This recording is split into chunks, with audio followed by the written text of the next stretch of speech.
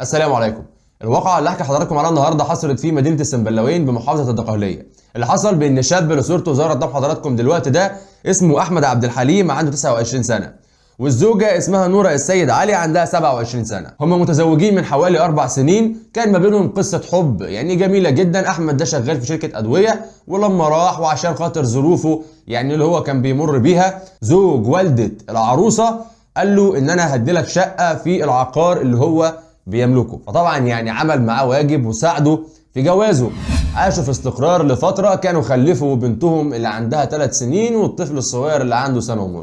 ولكن المشاكل دخلت ما بينهم. طيب المشاكل دي دخلت عن طريق ايه؟ عن طريق ان احمد عرف بنت تانية كان مرتبط بيها، يعني داخل معاها في علاقة عاطفية. فطبعا الزوجة لما عرفت المشاكل كترت.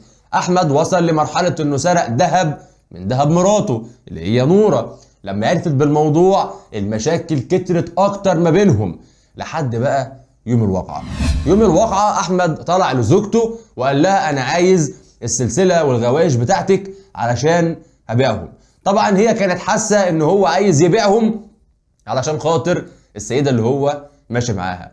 قالت له لا ورفضت وزعقت معاه وخد بعضه ونزل. بعدها بشويه طلع البيت وهو غضبان جدا، وقام جاي مطلع عياله الاتنين بره، البنت والطفل، حطهم قدام باب الشقه ودخل جري على زوجته على المطبخ ونزل ضرب فيها باليد. ده خلاها وقعت على الارض فقدت توازنها. تخيلوا بقى يروح يجيب سكينه ويطعنها في ايديها، السكينه تعدي في ايديها الناحيه الثانيه، يقوم جاي رايح جايب مقص ويطعن فيها في ظهرها وفي صدرها وفي اماكن متفرقه في الجسم. بعد كده الزوجه يعني ستر ربنا ان هي طلعت تجري، كان هو سحب مشرط وكان عايز يروح يذبحها. نزل واحد من الجيران جاري علشان ينقذها. كانت الزوجه حاولت بقدر المستطاع انها تهرب من تحت ايديه، ولكن الراجل ده لحقه قبل ما يضربها بالمشرط في رقبتها، لانه كان ماسكها من شعرها وكان عايز يذبحها.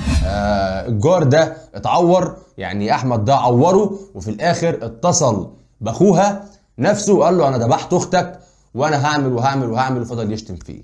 وفي الاخر الناس حاولت انها تمسكه، ولكن هو كان هرب. اللي كان يعني بيحاول ان هو يمسكه كان بيضربه بالحاجه اللي كانت معاه، وخد بعضه وهرب على منزل اسرته في المنشيه الجديده.